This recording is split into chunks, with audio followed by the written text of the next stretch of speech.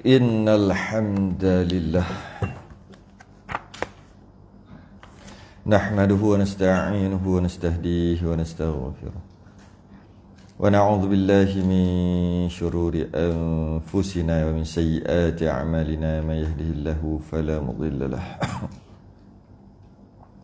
ومن يضلل فلا هادي له أشهد أن لا إله إلا الله وحده لا شريك له وأشهد أن سيدنا محمدا عبده ورسوله اللهم صل وسلم وبارك على سيدنا محمد الفاتح لما أغلق والخاتم لما سبق ناصر الحق بالحق والهدي إلى صراطك المستقيم صلى الله عليه وعلى آله وأصحابه حق قدره ومقداره العظيم اللهم نور بالكتاب بصري وأتلق به لساني واشرح به صدري واستعمل به جسدي بحولك وقوتك فإنه لا حول ولا قوة إلا بك سبحانك لا علم لنا إلا ما علمتنا إنك أنت العليم الحكيم ولا حول ولا قوة إلا بالله العلي العظيم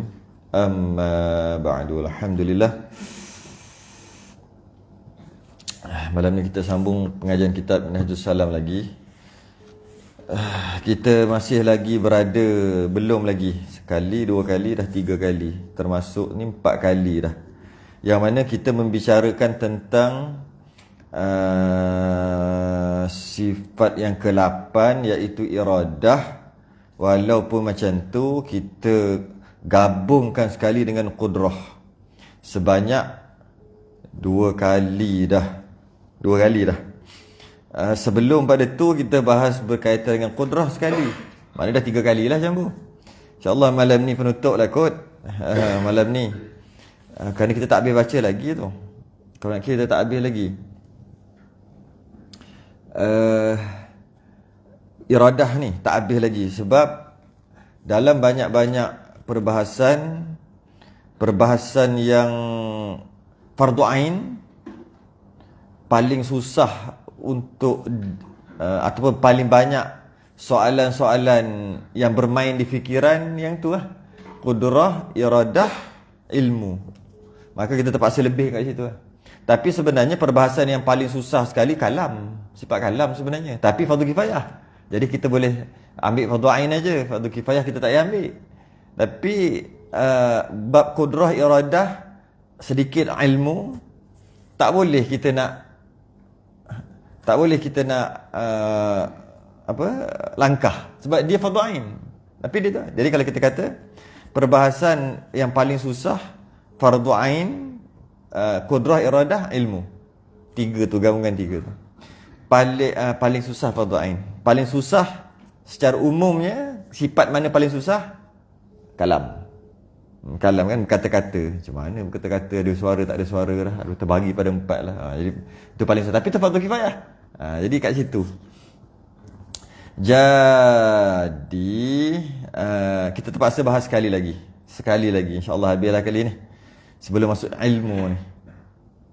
Terpaksa. Sebab banyak persoalan kan. Persoalan yang bermain di minda. Nak kena jawab banyak soalan tu. Baik. Qudrah lepas, iradah pun kita dah lepas separuh dah. Kita tengok, baca balik macam mana. Kita masih nak masuk kat tengah-tengah. Qal ma'alif rahimahullahu ta'ala. Yang ke-8, wajib Allah Ta'ala bersifat dengan iradah. Muka surat 4, Jawi, Rumi 6. Yang kita bahas panjang lebar. Iradah ni maksudnya berkehendak. Berkehendak ni kalau bahasa yang biasa kita duk bercakap, nak. Nak dengan berkehendak tu sama lah. Nak, tu yang biasa kita bercakap. Maka hakikat iradah itu satu sifat yang qadim lagi maujud, iaitu sifat yang qadim tu pasti tidak ada permulaan. Sebab macam kita, macam apa nak kita nak bezakan sedikit fardu ain ni. Apa maksud sifat iradah tu, sifat nak tu yang qadim lagi maujud. Yang qadim tu maksudnya tak ada permulaan. Nak kita ada permulaan. Semalam kita tak nak, hari ni kita nak. Mana nak kita bermula yang kita nak tu lah hari ni. Jadi kalau kita nak tengok, habis Allah pun berkehendak juga, nak juga. Nak Allah tidak ada permulaan. Dia tak boleh pergi, tak boleh fikir. Kita boleh fikir ya. Nak kan? Nak. Bila nak? Semalam lagi nak ni. Hari ni baru boleh buat. Tapi semalam lagi nak. Maknanya dia bermula semalam. Ada permulaan. Allah tak ada. Macam mana? Tak boleh fikir. Tidak boleh. Tak boleh pergi. Cuma nak beritahu qadim. Sifat tu qadim. Lagi maujud. Maujud tu maksud ada. Ada hakikatnya ada. Nak tahu, nak faham ada. Boleh faham dengan dua cara. Iaitu kita kiaskan dengan sifat kekal. Baqa'. Baqa' tak ada kan? Baqa' tu masuk kekal. Tapi baqa' itu tak ada. Tak ada diri baqa' itu. Berbeza dengan iradah, maujud. Maksudnya ada. Itu cara pertama nak faham. Cara kedua nak faham, bila sebutnya ada, mesti boleh nampak. Boleh dikesan dengan panca indera.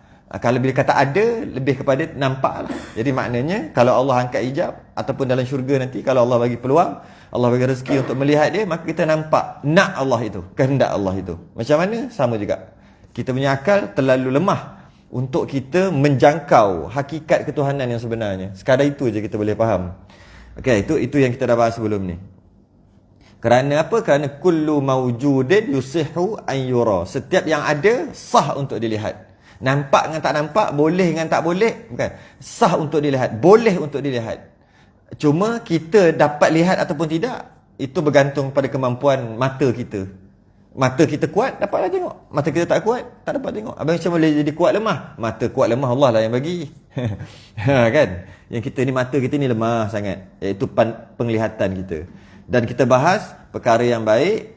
Dan termasuk juga perkara yang baik itu daripada Allah. Apa maksud baik? Maksud baik itu Allah kata baik-baik ya. Macam mana kita kata Allah kata baik? Allah bagi tahu kat Rasulnya, Rasul bagi tahu kat kita. Bahawasanya ianya baik. Baik ya. Satu lagi Allah campakkan, dipanggil fitrah dalam hati kita, benda tu baik. Kadang-kadang ada, kan? Benda tu baik. Dalam hati kita, tak belajar pun, tapi kita tahu ianya baik. Dia memang dah ada dalam diri setiap manusia. Itu juga boleh juga. Baik ya. Siapa yang kata baik? Allah yang letak, yang buat peraturan mengatakan ia baik. Kalau Allah buat peraturan mengatakan membunuh tu baik ya. Tapi Allah dah letak dekat kita peraturannya, Allah yang letak. Sebab sebelum kita ada, dia mana ada baik buruk tu semua. Kemudian Allah cipta kita, Allah pun letak ni baik, ni buruk ya.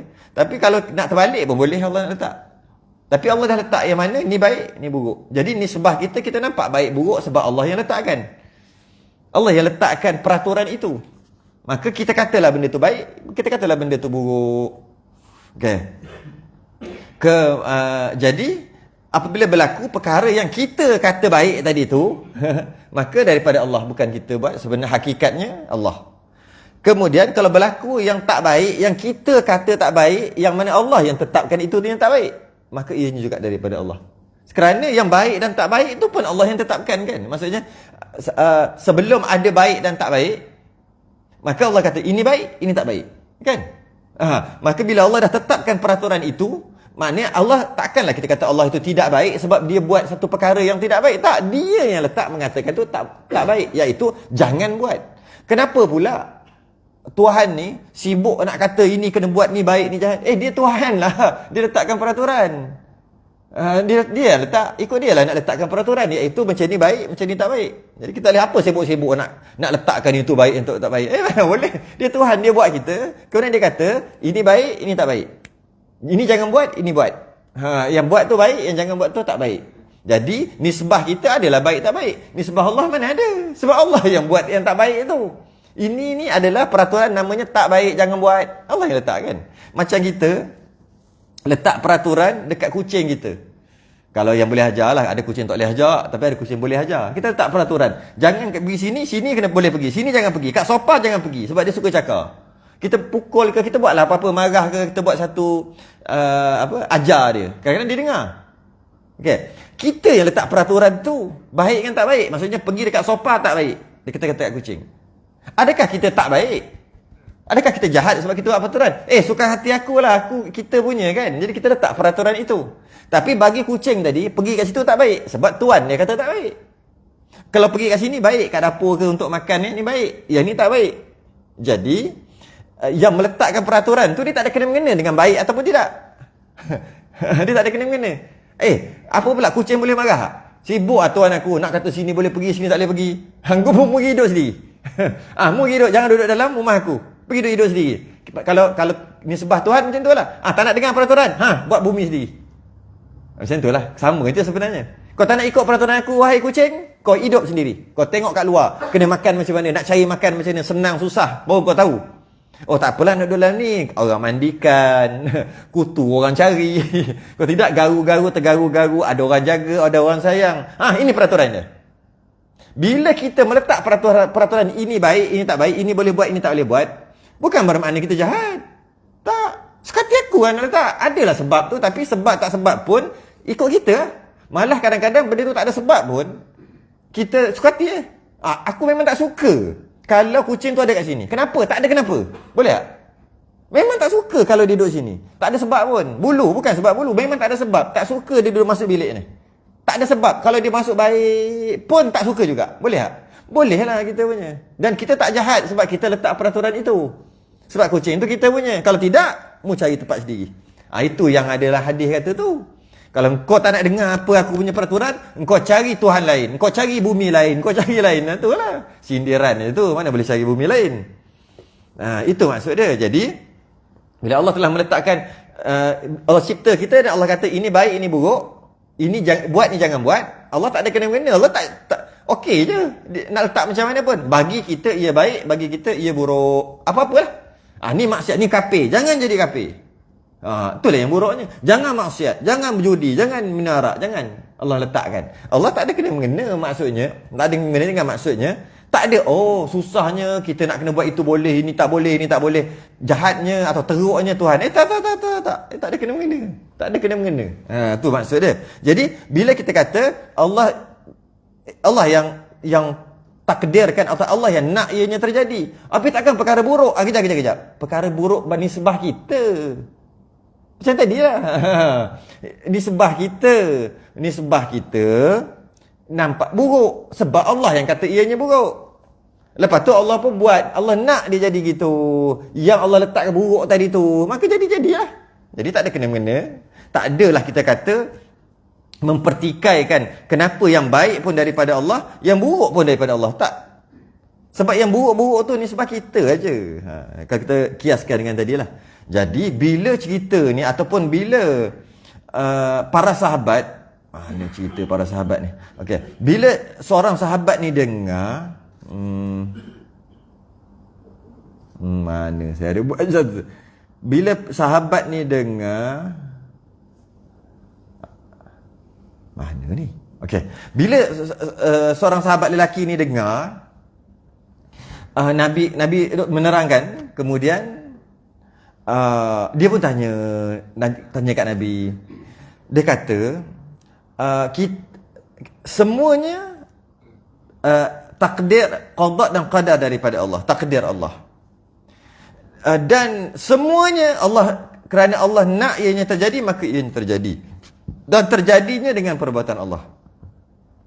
Sehingga kan ke akhirat pun Allah dah tentukan syurga neraka.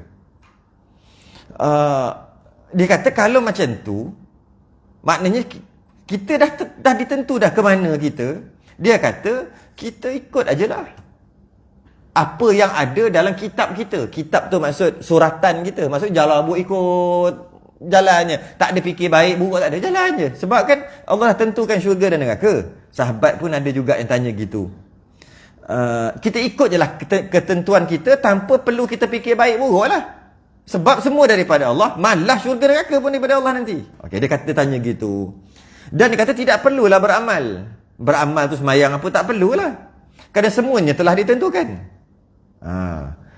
Kemudian Nabi jawab ni yang Nabi jawab. Baginda menjawab pertanyaan tersebut, sabda ni. Man kana min ahli sa'adah. Sesiapa yang telah ditakdirkan ahli sa'adah, ahli bahagia, maksud syurga lah di akhirat nanti, fasayasiru ila amali ahli sa'adah, maka dia akan, atas dunia ni dah nampak tanda. Tandanya dia akan beramal dengan amalan syurga, amalan orang yang bahagia, amalan syurga. Adapun kejap, wa man kana min ahli syaqawah, kalau dia tu Allah takdirkan ke neraka, fasayasiru ila amali ahli syaqawah, maka dia akan beramal dengan amalan orang yang derita lah, amalan neraka. Itu kita boleh nampak tu. Jadi sebenarnya kita boleh tahu tau. Alah, kita periksa pun boleh tahu, kan? Kita masuk periksa, ambil SPM, ambil apa-apa periksa. Kita tahu kita lulus ke tak. Sebelum ambil periksa dah tahu dah. Masa kita jawab tu kita tahu dah. Kita dah tahu. Habis tu, hantar tu kita tahu dah kita dapat berapa. Yelah, kita mengat belajar ke tak? Betul tunggu berdebar-debar. Berapa lah result aku? Tak payah tunggu. Dah tahu dah. Yelah, memang secara tepat tak tahu. Tapi kita tahu dah lulus ke tak lulus, kita tahu dah. Cuma itulah sajalah, kalau orang periksa, kita periksa juga. Bila time tunggu, berdebar-debar tunggu. Bezanya AB sikit-sikit tu je. Kita tak belajar apa. Kalau bezanya A dengan E, tak payah duk berdebar lah kalau macam tu. Jadi sebenarnya, kita ni, Allah takdirkan nanti, dah tahu dah. Bukan dah tahu, dah nampak. Dah nampak. Nabi kata, kalau dia beramal dengan amalan ahli syurga, maknanya Allah takdirkan syurga tu. Kalau dia tu beramal dengan amalan ahli neraka, maknanya Allah takdirkan neraka lah nanti. Nampak? Dia memang gitu. Okay? Okay. Faqala. Kena kata lagi. I'malu fakullun muyassarun. Dia kata, maka beramallah. Nabi suruh beramal. Sebab sahabat-sahabat tanya, kalau kita tak nak amal lah. Sebab kita dah tentu surga neraka. Nabi kata, macam ni kalau bahasa kasarnya, ikut lah. Tak nak amal, okey. Tapi, tahu tak yang dekat akhirat nanti belah mana? Tak tahu. Tapi dah tentukan. Ada dekat ilmu Allah. Dan bila Allah tentukan tak berubah kan? Kalau berubah rosak sifat ilmu Allah. Tu kita bahas bab ilmu nanti. Jadi, kalau kasarnya, kalau kita tak payah beramal lah, tak payah. Tu kasarnya. Yeah. Tapi Nabi kata apa? Dia ada tanda. Tapi tahu kat mana? Tak tahu kat mana ni syurga neraka. Tapi dia ada tanda. Kalau orang tu ahli neraka, dia beramal kat dunia memang ingat ahli neraka. Amalan ahli neraka berjudi, semualah. Kalau dia beramal dengan amalan ahli syurga kat dunia, maknanya tu tanda dia, Allah takdirkan dia untuk masuk syurga. Jadi macam mana nak buat? Kita kata, memang satu, kalau macam tu tak nak beramal lah. Ya, betul. Maknanya kau neraka. Dah tahu lah, saya siap. Sebab elok-elok aja nanti baru dapat tahu. Nanti masuk ke akhirat nanti baru dapat tahu. Dia segerakan neraka dia. Dia panggil. Dia segerakan neraka dia dengan cara dia tak beramal. Maka automatik dah tahu dah kau neraka. Orang tunggu akhirat neraka. Dia kat dunia dah neraka dah. Jadi sekarang ni macam mana? Habis tu nak beramal ke tak? Nabi kata beramal lah. Beramal lah. Okay? Fakullun muyassarun. Apa maksud dia? Beramal lah. Kerana mudah-mudahan dipermudahkan Allah. Okay? Sambung lagi. Amma ahlus sa'adah. Okay? Jika dia ahli sa'adah, ahli yang bergembira, fayuyassaruna li'amali ahli sa'adah. Ulang balik. Maka nanti, yang tadi beramal. Yang ni mudah untuk beramal. Kemudian, Nabi kata beramallah. Nabi suruh beramal. Kerana mudah-mudahan dipermudahkan. Okay?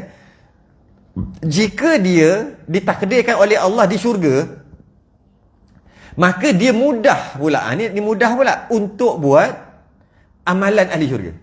Ibadah. Mudah pula. Tadi lain. Tadi bukan mudah. Tadi, jika dia ahli syurga, maka di atas dunia, dia akan buat amalan ahli dunia.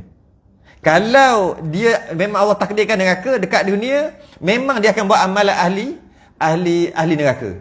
Okey, itu dari segi amalan aja. Tapi yang mudah, senang nak beribadah, senang nak buat, atau senang nak buat jahat, atau senang nak buat baik. Itu macam mana pula? Yang itu dia kata, kalau orang tu ahli syurga, maka dia mudah untuk buat amalan. Ni mudah. Senang je nak buat amalan ahli syurga. Kalau sambung lagi. Wa amma ahlus syaqawah, kalau dia tu ahli neraka, kalau dia tu telah ditakdirkan neraka, fayuyassaruna li'amali ahli syaqawah. Mudah untuk dia buat amalan ahli neraka kat atas dunia. Mudah aja. Senang je nak buat baik, senang je. Nak buat baik senang aja. Maknanya takdir dia kat situ syurga. Sebab Nabi kata kalau kat dunia buat baik dan mudah untuk buat baik, tempat dia syurga. Jadi, boleh tak kita kata kita tak boleh lah? Boleh kata kalau kita tak payah beramal lah. Tak boleh lah. Kerana kita telah mensegerakan neraka kita. Kita dah confirmkan dah. Kita dah confirmkan bahawasanya aku neraka. Dia confirmkan dia. Dekat dunia lagi dia confirmkan. Jadi kalaulah dia beramal juga, Nabi suruh beramal dengan harapan. Dia ada harapan. Kat situlah dia panggil harap kita dengan Allah tu. Sebab kita sentiasa kena berharap kat Allah, berharap kan. Mudah-mudahanlah Allah terima amalan kita, mudah-mudahanlah kita ke syurga. Kan harap ni. Buat amalan baik, okey, harap-harap tempat kita dekat syurga. Dan kenapa buat baik? Buat baik itu kan, buat baik bukannya dengan kita buat baik, dengan sebab itu Allah masukkan kita ke dalam syurga, bukan kan? Kita masuk syurga bukan kena amalan kan? Bukan. Nampak? Semua berkait tu. Kita buat masuk syurga bukan sebab amalan. Bukan sebab amalan.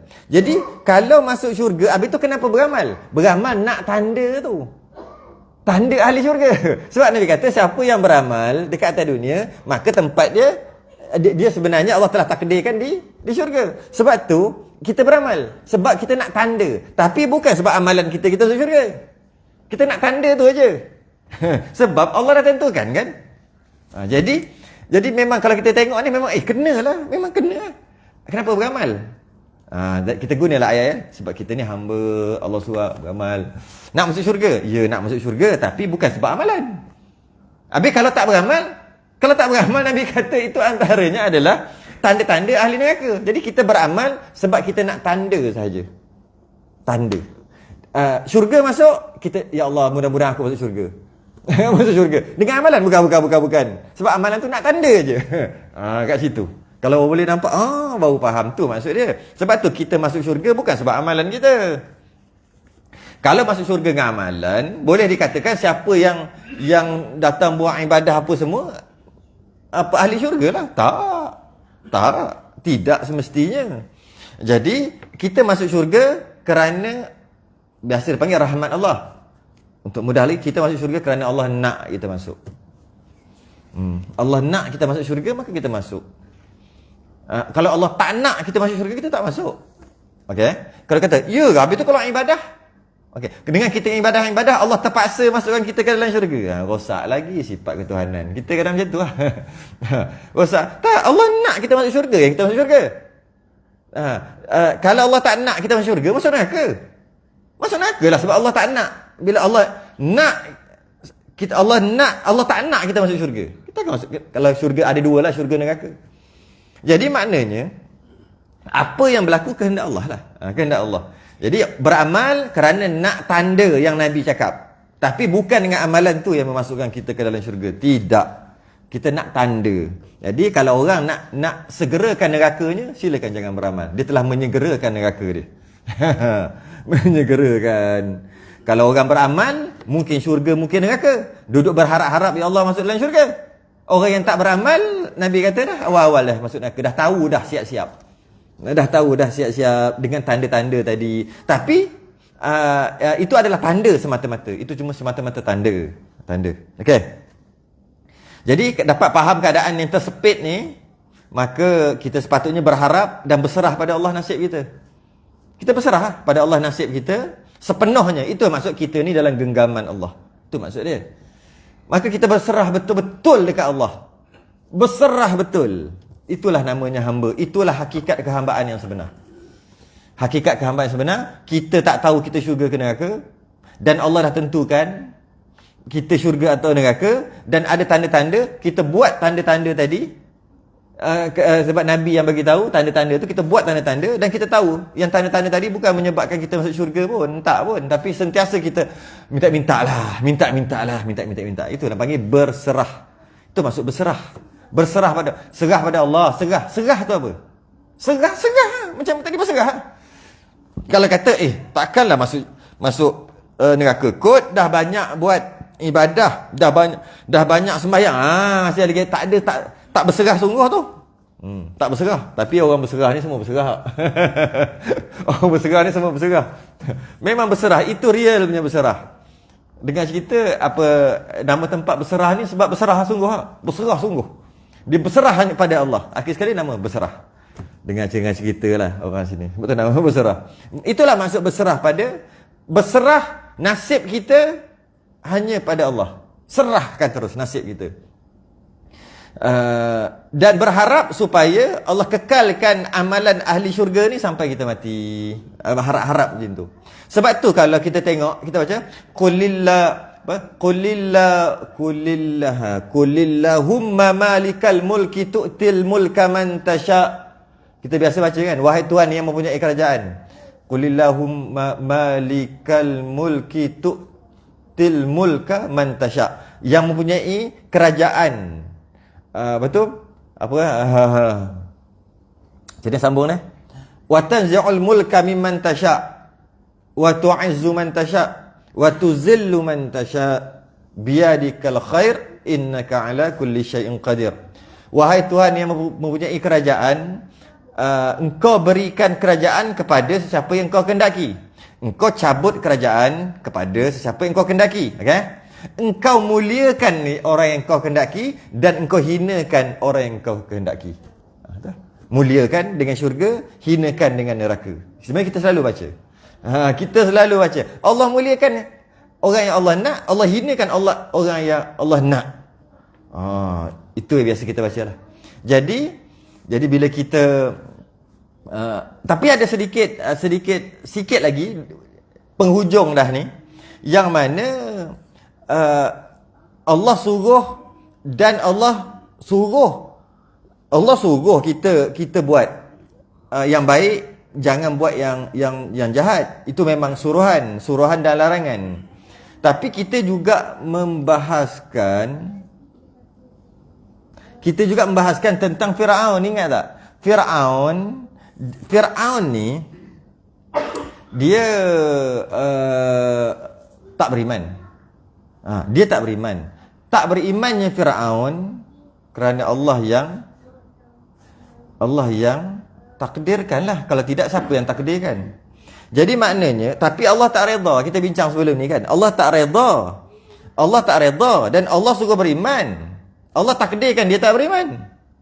Jadi kita dapat faham kat situ, redha Allah dan suruhan Allah tu, dia macam mana kita nak cakap? Dulu ada seorang tu, dia penyanyi dandut. Dia kita dah faham. Dia pergi Mekah. Masa sebelum dia pergi Mekah, orang kata kat dia, engkau adalah buat kerja terkutuk macam ni, macam tu lah. Pakai seksi, berjoget apa semua. Lepas tu nak pergi Mekah juga. Orang kata perangai pelik macam tu pun nak pergi Mekah juga.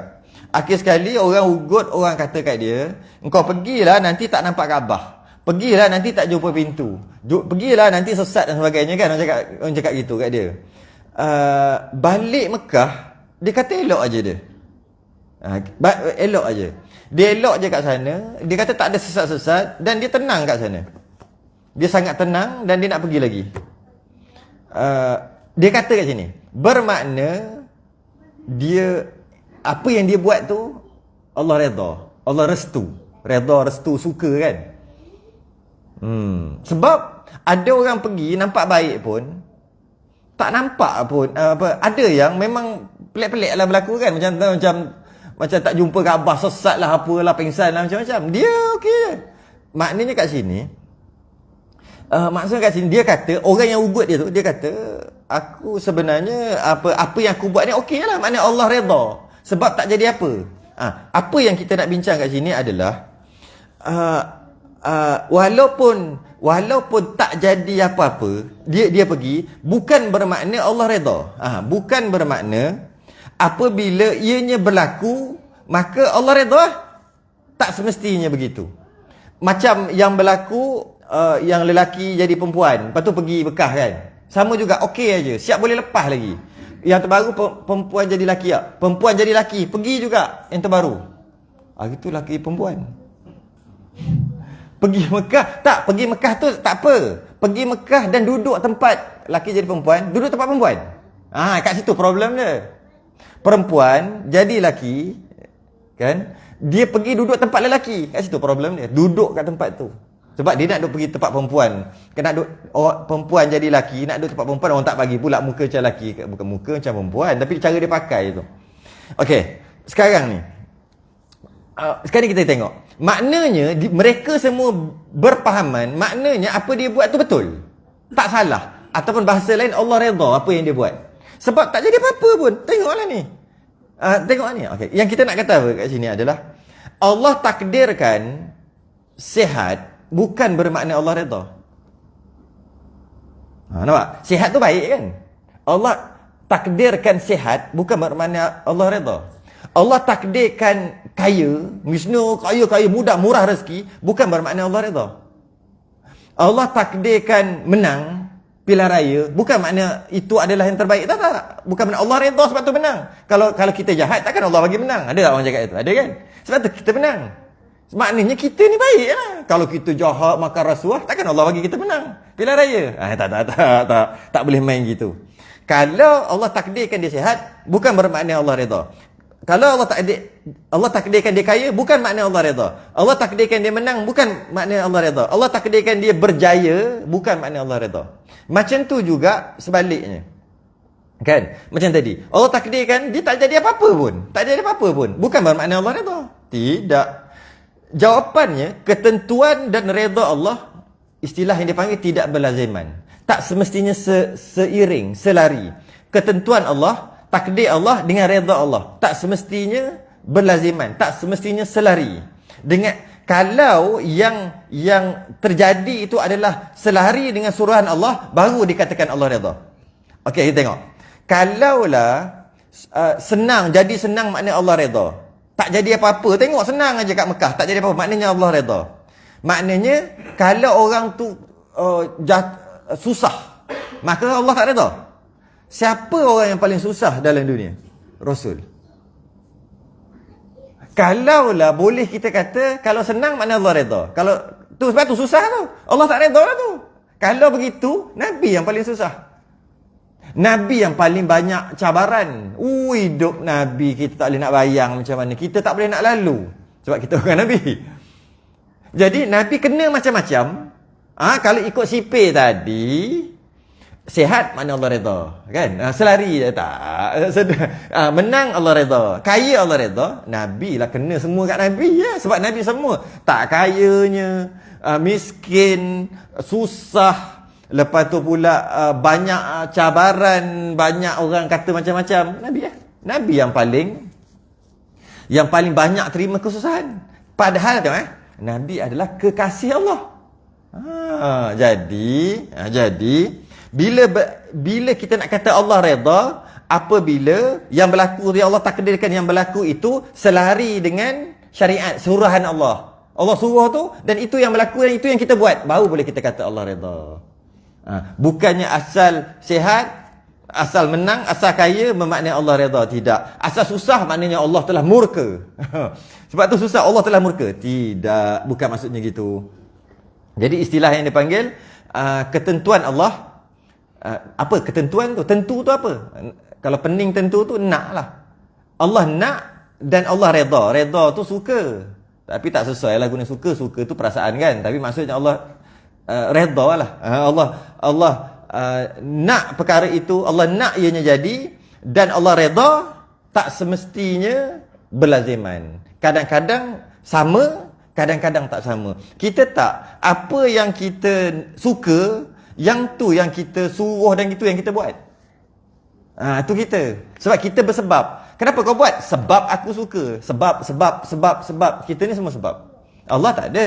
Allah kan kata tidak dikeranakan dengan satu kerana. Tak ada kerana-kerana Allah buat tu. Jadi kita ada sebab. Jadi sebab tu kita tu sentiasa berlaziman. Kenapa buat? Sebab kita suka. Kenapa suruh? Sebab kita suka. Sebab kita suka. Sebab tu kita suruh. Tu istilah. Jadi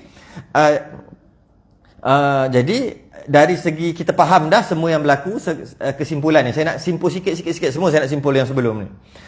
Semua yang berlaku kita i'tiqad dekat hati, semua adalah perbuatan Allah.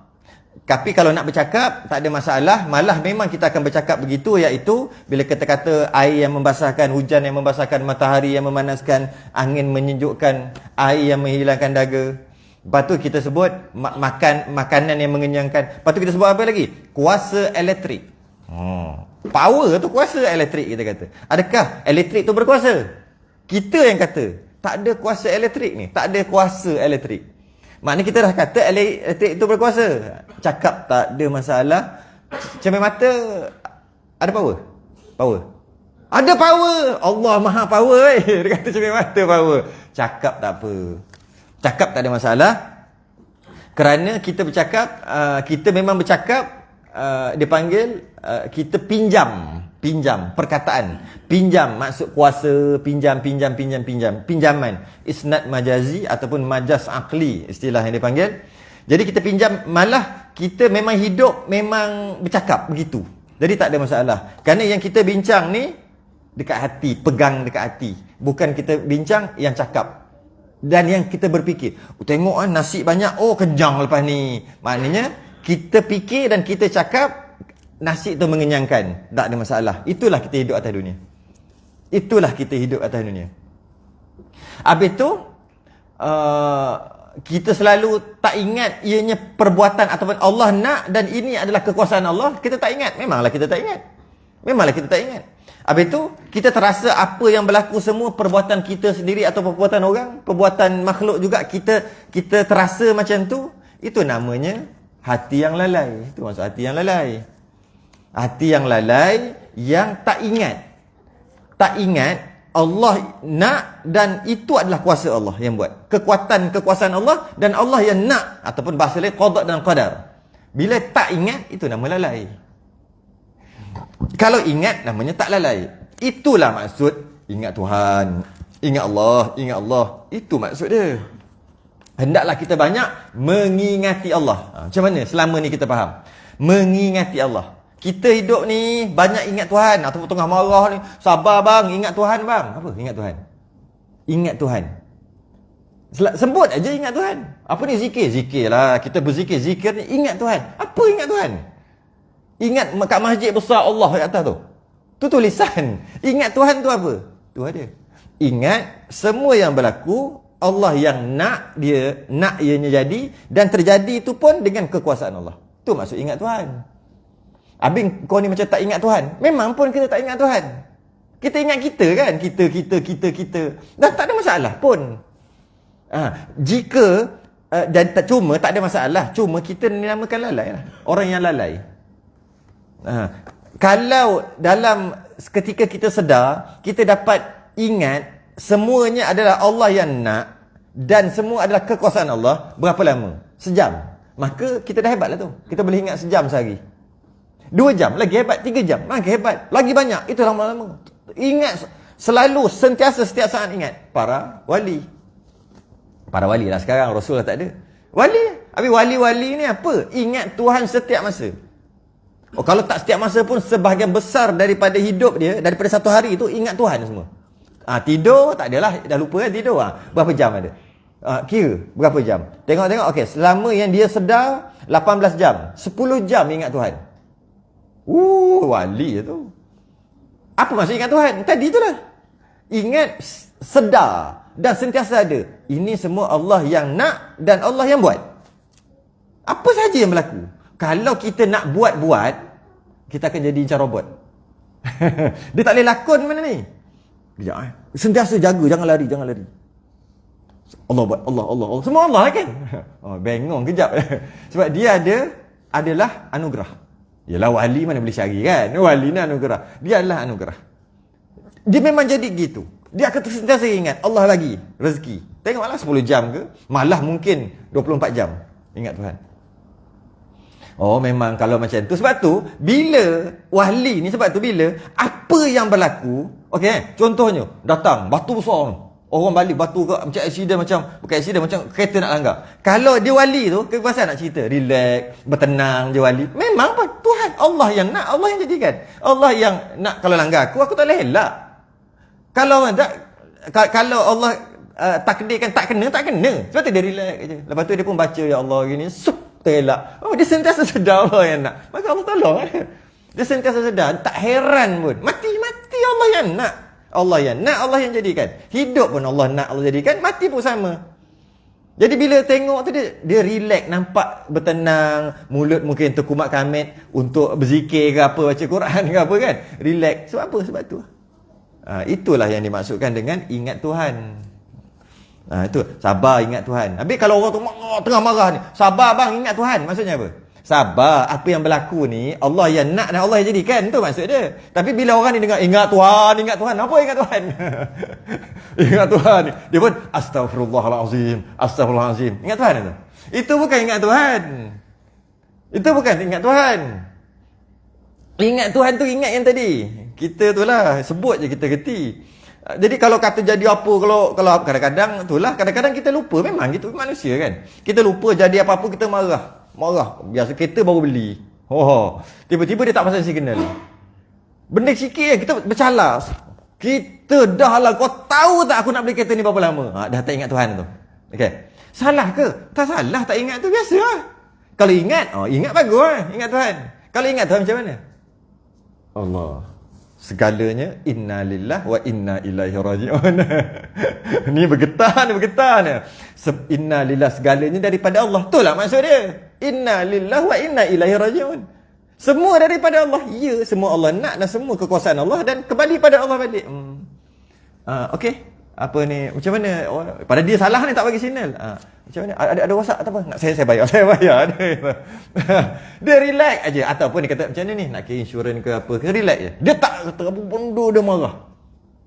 Tak. Walaupun dia boleh nak marah sebab orang tu memang salah. Tapi dia relax je. Sebab apa?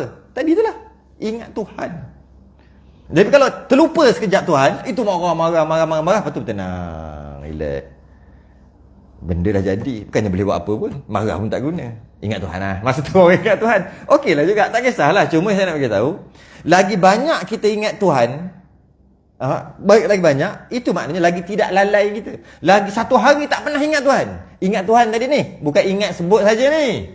Ingat dengan maksud tadi. Maka kita nama lalai satu hari suntuk. Hari ni berapa ingat Tuhan? Kita pun terfikir. Aku istighfar. Aku semayang. Aku gitu. Itu bukan maksud ingat Tuhan. Itu bukan maksud ingat Tuhan. Sebab tu kata ingat Tuhan apa? Semayang. Macam mana tengah semayang tu ingat Tuhan? Mana boleh fikir? Mana boleh bayangkan? Macam mana? Apa maksud ingat Tuhan? Itulah maksud ingat Tuhan adalah semua yang berlaku ataupun apa yang sedang berlaku tadi tu adalah Allah yang nak dia bagi jadi, nak jadi, Allah yang nak ianya terjadi dan Allah yang bagi jadi. Itu maksud ingat Tuhan. Begitulah. Kita tu lah tak macam tu nak macam mana. Tu maksud ingat Tuhan Jadi kalau tak ingat, mana kita lalai. Cuma lepas kita dah habis bahas, sebagai penutup kita kata, walaupun semua daripada Allah, semua Allah nak berlaku, nisbah yang baik ataupun yang tak baik, yang kita nampak baik atau yang kita nampak tak baik, kita tak boleh sandarkan yang tak baik itu dekat Allah. Yang kita nampak tak baik itu. Kita tak boleh kata Allah yang takdirkan dan kita juga tak boleh kata Allah yang buat. Tak boleh. Yang hanya boleh ketika nak faham, nak pegang. Sebab nak pegang dalam hati, nak pegang, nak faham, dia kena cakap. Kena cakap terpaksa. Kalau tak boleh cakap, macam mana nak faham? Tak boleh cakap. Tapi, tak boleh cakap. Macam mana tu? Tak boleh. Jadi kena cakap juga. Dipanggil maqam ta'lim ataupun medan ta'lim. Ketika mengajar, ketika kita belajar, ketika nak faham, ketika berbincang, tak apa cakap.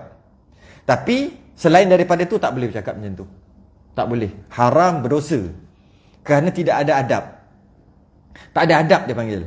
Lepas kita dah pegang, dah dapat pegang, haram kita sandarkan, kita kata perkara yang jahat yang kita nampak ni, sebab kita jahat ni, kita kata daripada Allah. Allah lah ni yang takdirkan. Hukumnya haram, berdosa besar. Nak buat maksiat kerana Allah, dosa besar. Dua berdosa. Maksiat dah berdosa. Kata macam tu berdosa lagi. Ataupun dah terjadi sekalipun. Maksiat tu dah lama terjadi. Dan tadi baru nak buat. Kenapa buat ni? Allah buat aja. Tapi maksiat lah, berdosa. Allah takdirkan. Kalau Allah tak takdirkan, tak jadi.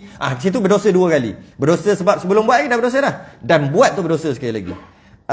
Tapi kalau benda tu dah lama pun sama juga. Benda tu dah lama. Lama dulu ada buat dosa, tak apa. Allah dah takdirkan. Dia kata gitu. Allah dah takdirkan. Berdosa juga. Tak boleh juga. Tak boleh. Kerana tujuan kita belajar tadi hanya untuk pegang sahaja, bukan untuk cakap. Untuk pegang saja. Jadi kita kena kata Yang maksiat tu, yang jahat tu kita buat. Kita kena kata gitu. Macam tu lah, macam apa kita tak alamak. Bukan kita, tapi bukan kita yang takdirkan kan. Tapi kita, kita kena cakap. Itulah martabat hamba, itulah hamba yang sebenar. Hamba lah tu. Kita kena kata kita yang buat, kita kena kata kita yang salah. Haram kita menyandarkan perkara yang jahat, yang kita nampak jahat dekat Allah. Haram, berdosa. Kita kena sandarkan dekat diri kita sendiri sebab kita hamba. Maka kita kena kata kita. Maka kita kena kata gini, yang baik daripada Allah, yang jahat, yang tak baik, yang maksiat, semua daripada kita sendiri. Kelemahan kita, kita yang nak, bukan Allah nak. Cakap gitu. Tapi bukan pegang, cakap aja. Sebab beradab. Kita tengok kita sultan, tuanku, bila kita nak jumpa kita kata ampun tuanku. Sedangkan itu baru kali pertama kita jumpa, kita tak pernah bercakap pasal tuanku, kita tak pernah buat salah apa pun. Tak pernah. Tapi kita tetap minta ampun juga. Kenapa? Kan? Tak buat salah pun minta ampun juga. Habis tu dah kita buat maksiat tadi, kita kata tak boleh ni sebab kau, tak boleh. Lepas tu kita minta ampun, ya Allah, maksiat yang aku buat. Pelik, tak pelik kita ampun tuanku. Kenapa boleh? Kita boleh terima daripada dulu sampai sekarang. Ampun tuanku, sembah patik, harap dia ampun. Kenapa pula nak minta ampun? Tak ada buat salah pun lagi. Tunggu buat salah minta ampun lain lah. Kita boleh terima dan kita boleh okey aja. Sebab apa? Sebab raja ni, sultan, dia satu martabat yang tinggi, kedudukan yang tinggi. Kita ni macam serah ajalah, tak apalah, ikut aja. Ampun tuanku, ampun lah. Begitulah. Itu baru dengan sultan, dengan raja je. Dengan Allah lagilah. Walaupun tak buat salah, istilahnya jelah, tak buat salah, minta ampun. Samalah juga. Habis bila berlaku takdir pada Allah tahu, dah pegang. Tapi kita kena kata kita yang buat. Bila kita kena kata kita kena kata salah kita. Kita tak boleh salahkan dekat Allah, kita kena salahkan dekat kita. Kenapa pula kita kena salahkan dekat kita? Okey. Perkara maksiat tadi, kerana Allah yang salahkan kita. Faham? Ayat Quran ni dia banyak. Yang kita sebut tadi, Allah cipta kita, Allah buat apa yang kita lakukan adalah ayat Quran. Ayat Quran juga. Bukan reka-reka ayat Quran. Allah yang berfirman, wallahu khalaqakum wa ma ta'malun. Allah yang cipta kamu dan apa yang kamu buat pun Allah cipta. Okey. Dan maknanya takdir semua daripada Allah, juga Allah yang bagi tahu. Syurga neraka awal-awal lagi Allah dah takdirkan, Allah juga bagi tahu. Okey. Dan Allah juga yang bagi tahu, suruh beramal, buat ibadah. Rasul pun suruh buat. Nampak banyak surahan. Dan Allah juga yang bagi tahu, apa dia? Allah juga yang bagi tahu, yang jahat engkau buat.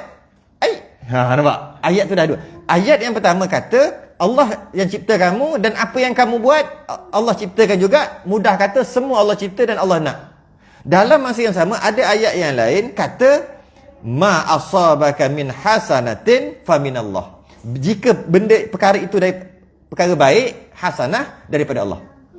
Wa ma asabaka min sayyi'atin famin nafsi. Kalau benda yang salah, yang maksiat, yang dosa daripada diri kamu. Ayat Quran juga.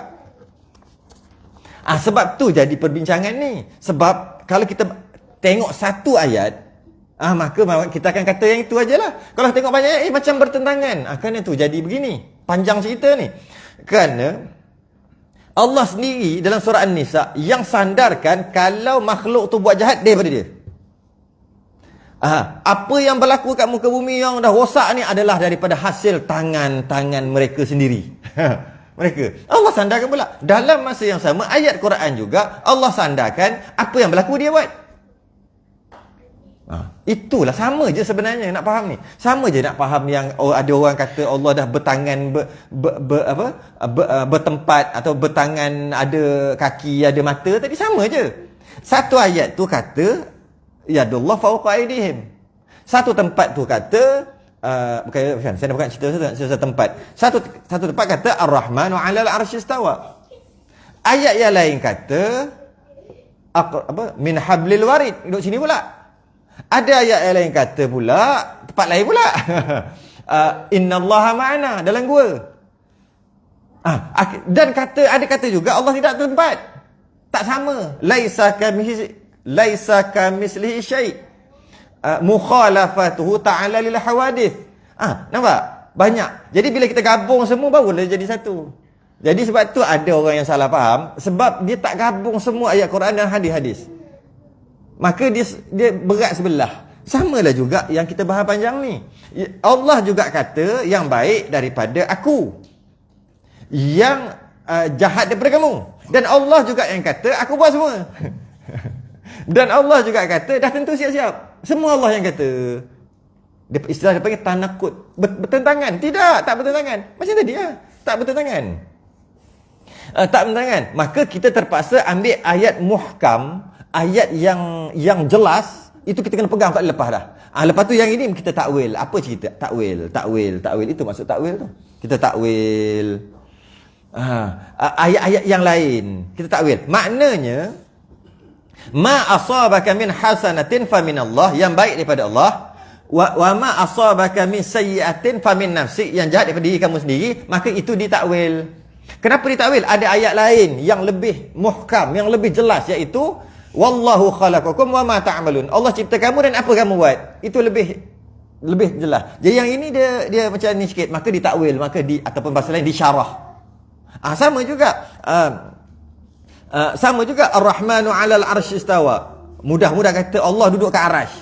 Tapi ayat yang sama, mukhalafatu ta'ala lil hawadits ataupun laisa kamislihi syai', tak kena tu. Maka yang mana yang muhkam, yang jelas, yang ni tak sama dengan sesuatu. Yang tu mesti ada cerita lagi. Tu cerita, tu yang jadi lain tu. Cari lagi, kata pula hablil warid, dekat urat leher. Lepas tu cerita pula di sini 1/3 malam turun. Oh, makna ni bukan ayat tempat ni. Ini bukan ayat lokasi ni. Bukan ni. Jumpalah inti dia. Tapi kena tengok semua. Jadi tak heranlah ada orang salah faham. Sebab dia tak ambil semua ayat. Kalau dia ambil semua, dia memang akan faham. Dia tak ambil, dia cuma ambil yang ini je. Yang ini dia tak jumpa ke apa, tak tahu. Maka jadi gelong. Jadi orang yang faham dalam masalah ni, yang gelong ni, Mu'tazilah.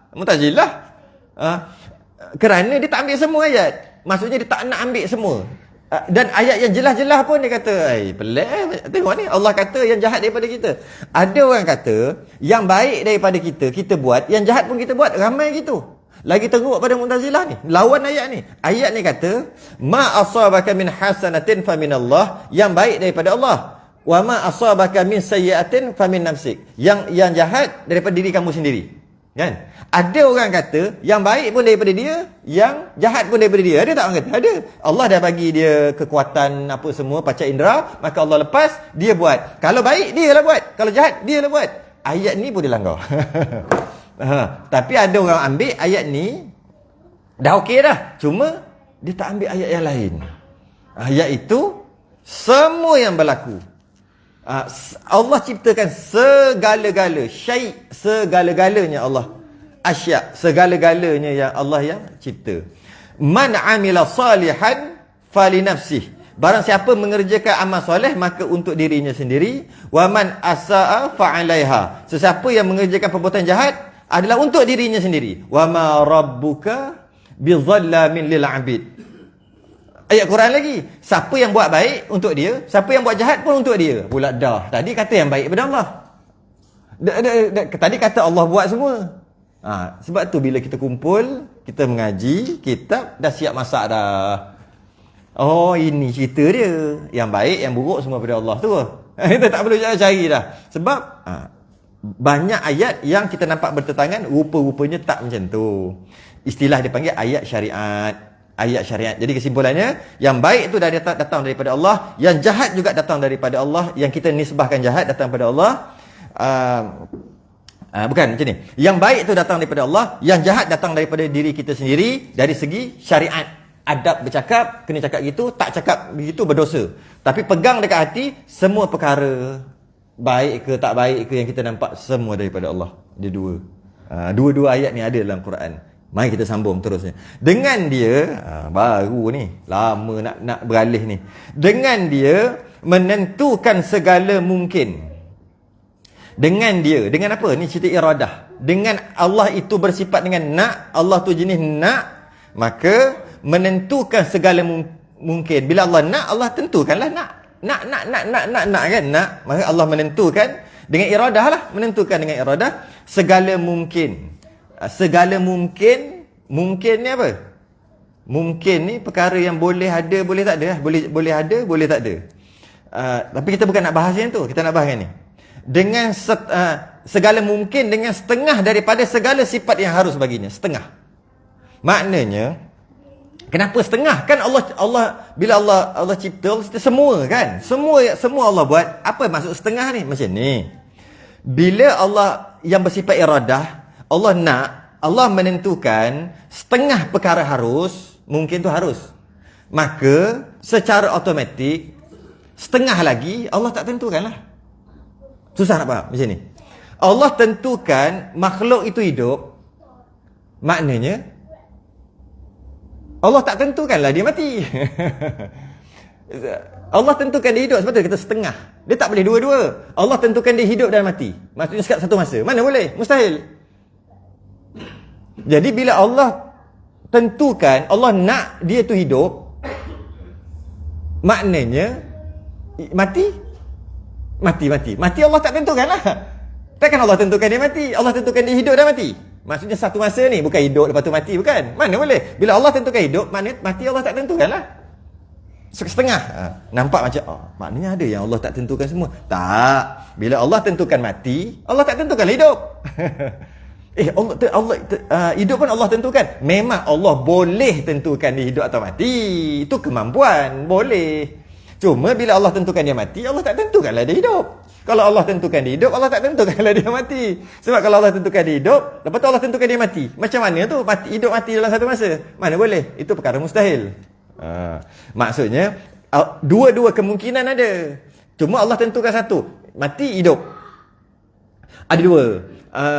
Mati pun Allah boleh tentukan, hidup pun Allah boleh tentukan. Allah tentukan mati atau Allah tentukan dia hidup, maka Allah tak tentukan dia mati. Tu je maksud. Sebab kita tengok, dengan dia menentukan segala mungkin dengan setengah daripada sifat yang harus baginya. Setengah. Allah tentukan setengah. Bukan semua ke? Memang setengah tu maksud dia. Ketika Allah menentukan ianya bergerak, ketika Allah menentukan, Allah nak ianya bergerak, maka Allah tak menentukanlah dia duduk diam. Sebab tu lawan. Dia bila lawan, salah satu je. Dia mana? Dua perkara berlawanan dia tak boleh sekali. Mustahil sekali. Dalam satu masa. Kalau bukan satu masa, itu dah masuk mungkin tadi. Allah boleh tentukan dia hidup, Allah boleh tentukan dia mati. Kalau dalam masa yang sama, mana boleh Allah tentukan dia hidup dan mati? Setengah aja Allah tentukan hidup, setengah lagi mati. Mana boleh? Tapi kalau masa yang lain boleh lah. Masa yang sama. Allah tentukan dia diam, lepas tu Allah tentukan dia bergerak. Mana boleh? Kalau Allah tentukan dia diam, maknanya Allah tak tentukanlah dia bergerak.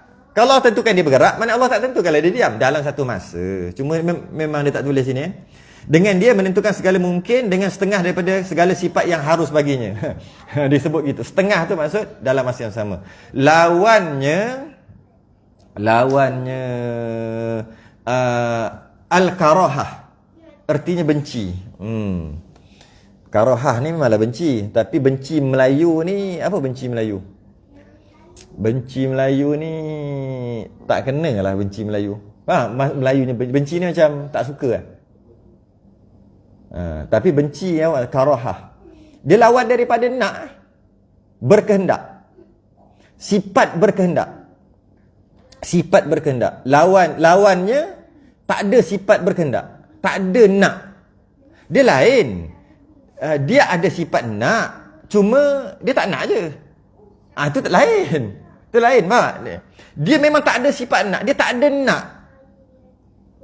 Maka bila tak ada nak, tak ada apa-apalah. Dia tak ada nak, tak jadi apa-apalah. Dia ada sifat nak tu, cuma dia je tak nak. Sifat nak tu dia ada, cuma dia tak nak. Tu beza. Yang ini, tu kena faham betul. Ini lawan daripada tak ada sifat nak. Bukan lawan daripada macam mana nak cakap? Lawan ni penting. Lawan ni penting ni untuk kita faham. Macam mana nak cakap? Okey, meja ni dia tak ada sifat nak. Memang meja ni tak ada sifat nak. Okey, kita ada sifat nak. Ada iradah, kehendak. Kita ada sifat nak. Tapi kita tak nak pun. Tapi kita ada sifat tu ada, kemampuan untuk nak tu ada. Meja ni tak ada kemampuan nak pun tak ada. Kita ada kemampuan untuk nak. Tapi kita tak buat pun, tak nak. Tak buat pun. Sebab apa? Aku tak nak. Aku tak nak. Tapi kalau nak boleh. Tapi aku tak nak. Jadi tak jadi juga. Maka meja ni tidak menghasilkan apa-apa. Kita pun tak menghasilkan apa-apa. Tapi meja ni tak menghasilkan apa-apa sebab dia bukan jenis nak. Dia tak ada nak, tak ada sifat nak. Kita ada sifat nak, cuma kita je tak nak.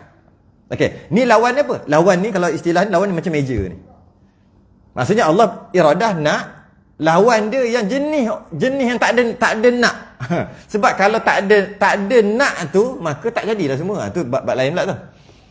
Kita nak faham maksud lawan tu. Kadang-kadang kita kata lawan benci.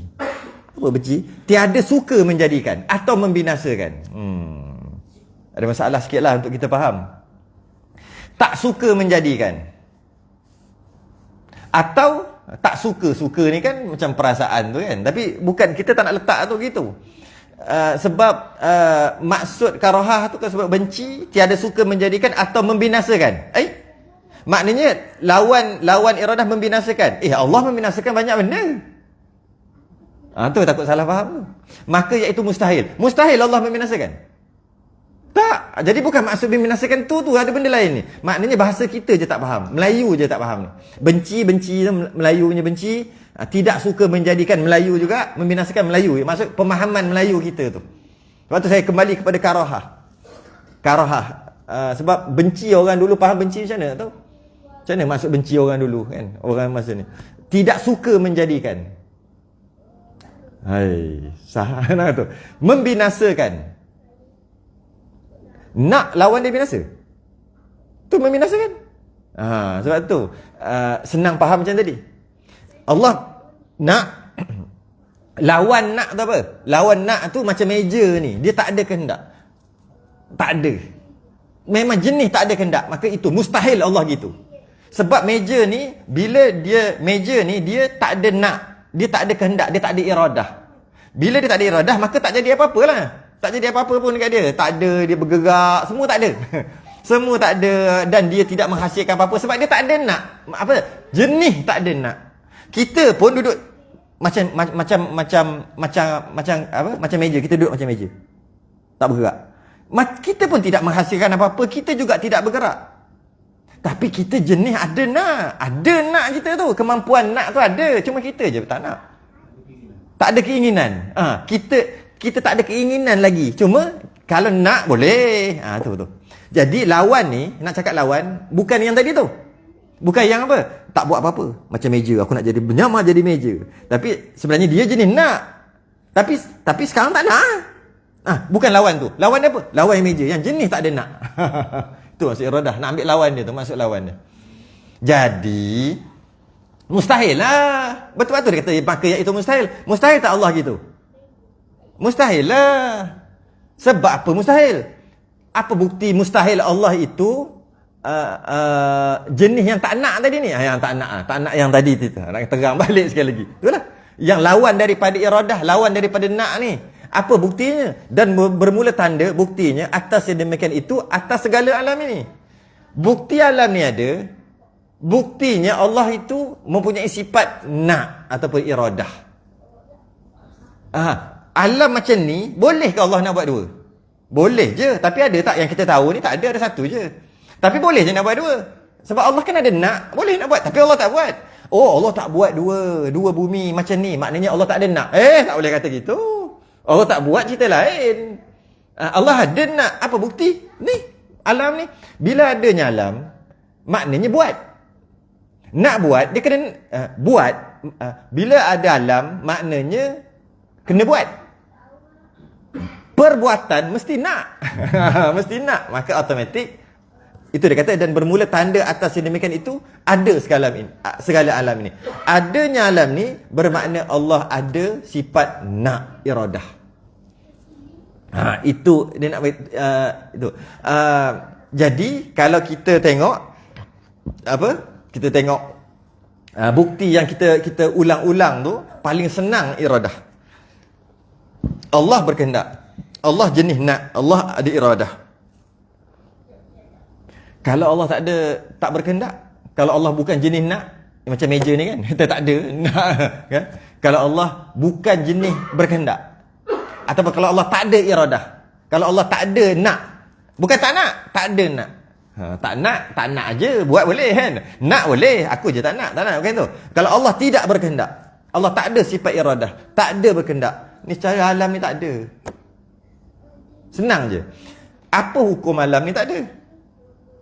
Mustahil. Mana boleh alam ni? Alam lah ni. Jadi alam ni dah ada. Nyata daripada adanya alam ni, tentulah Allah yang cipta. Bila Allah cipta alam ni, maknanya Allah nak lah. Senang. Padahal panjang kita bahas kan sebelum ni kan. Ni pendek. Iradah paling senang. Bukan. Nak bukti Allah itu berkehendak adalah paling senang. Sebab apa yang terjadi bermakna Allah nak. Jadi boleh tengok terus. Terus. Kalau yang lain tu susah sikit lah. Dalam buku ni terdapat al-karahiyah, artinya benci. Yakni mengadakan suatu dengan tiada ditentu akan dia. Tu apa tu? Buku Sibian. Kejut gitu kan. Misal lain pula. Jauh beza tu. Baca. Menarik juga. Al-karahiyah, artinya benci. Yakni mengadakan suatu dengan tiada ditentu akan dia, iaitu mustahil. Mengadakan sesuatu tanpa menentu. Macam ter lah. Ke apa? Mengadakan suatu dengan tiada ditentu akan dia. Macam mana nak buat tapi tak ditentu. Tentu tu bahasa sekarang nak lah kan? Tentu tu nak lah. Okay. Buat tanpa tak nak. Buat tapi tak nak. Mustahil. Itu dari segi kesempurnaan iradah. Boleh juga kalau nak bahas ke situ. Maksudnya kesempurnaan iradah dia bahas ke situ. Jadi maknanya Allah nak ni bebas. Dia bawa ke situ. Nak bebas, tidak terikat dengan siapa-siapa. Nak, maha berkehendak. Okay, maha berkehendak. Tanpa ada terikat. Lawannya terikat. Tu kat situ lawannya terikat tu. Kalau tengok tu, lawan terikat, iaitu dia buat apa yang buat bukan sebab dia nak. Mustahil. Ya juga, tapi dia kaitkan dengan ikat. Terikat. Lawan sifat kesempurnaan jugalah. Sifat kelemahan lah tu. Sifat yang lemah. Jadi Allah, kalau kita tengok kitab satu lagi, dia kata Allah ini berkehendak, Allah itu nak. Nak Allah maha sempurna, tak ada terkait dengan apa-apa, tak ada tersebab dengan apa-apa sebab. Nak yang sungguh ataupun kehendak yang sempurna, tak ada kena-mengena dengan siapa-siapa. Tak perlu takut orang terasa hati ke kesian semua tak ada, sempurna. Okay? Tak terkait. Lawannya terkait, iaitu kena paksa, iaitu terbuat. Tak ada, semua itu mustahil bagi Allah. Betul? Ke situ dia bawa. Tapi kalau kita ni tidak, bukan ke situ bawa. Kalau kita maknanya tidak suka menjadikan atau membinasakan, ni lagilah. Tapi kita nak lawan daripada iradah tadi tu je. Kenapa saya dah sebut sebelum ni? Kenapa kita perlu belajar lawan dia? Sedangkan belajar yang sifat Allah dah lah. Sifat yang Allah tak ada, tak payahlah belajar. Ini Allah tak ada ni. Karahah. Yang dia kata karahiyah kan? Karahiyah. Yang ni karahah kan? Buat apa belajar yang tak ada dekat Allah? Belajar yang ada dah lah kan? Orang kata. Jadi banyak pula. Jadi 40. Kalau 20 kena tambah lagi 20. Yang Allah tak ada pun kena belajar juga. Kenapa? Kerana kita nak faham sungguh-sungguh, betul lah. Bila kita faham sifat tu dan kita faham yang lawan dia, maka kita faham sungguh dia. Yang lawan tu yang tak ada tu. Yang tak ada. Tapi ada orang main kata apa? Ada, lepas tu ada, lepas tu lawan tak ada, lepas tu jadi macam mana? Dia tak nak sebut nak kerti. Sedap dia bercakap. Apa? Kejap ada, kejap tak ada, lepas tu lawan macam mana? Saya tak tahulah nak cakap. Panas juga ada kan? Dia main-main. Sebab ada lawannya tiada kan? Dia buat main-main. Allah itu ada. Tapi lawan-lawan jadi tak ada. Pernah ada dengar video tu? Oh, panah hati aku dengar. Dia tak faham. Kita belajar lawan apa ni, iaitu sifat yang mustahil lah, lawan daripada sifat Allah tu, nak bagi faham sungguh. Yang ni faham sungguh. Kita faham Allah ni dan faham tak mungkin Allah gitu. Lawan dia. Baru faham sungguh. Dia pergi main lawan-lawan, dia kata. Ingat main lawan-lawan apa? Aduh, hai. Kita sambung bab ilmu. Lepas ni senang balik sampai bab sifat kalam balik. Sebab ilmu senang lepas ni. Sampai sifat ilmu Allah Maha berilmu. Wallahu alam. Akan datang sambung ke-9 dan ke-9. Kita sudah dengan tasbih kafarah dan suratul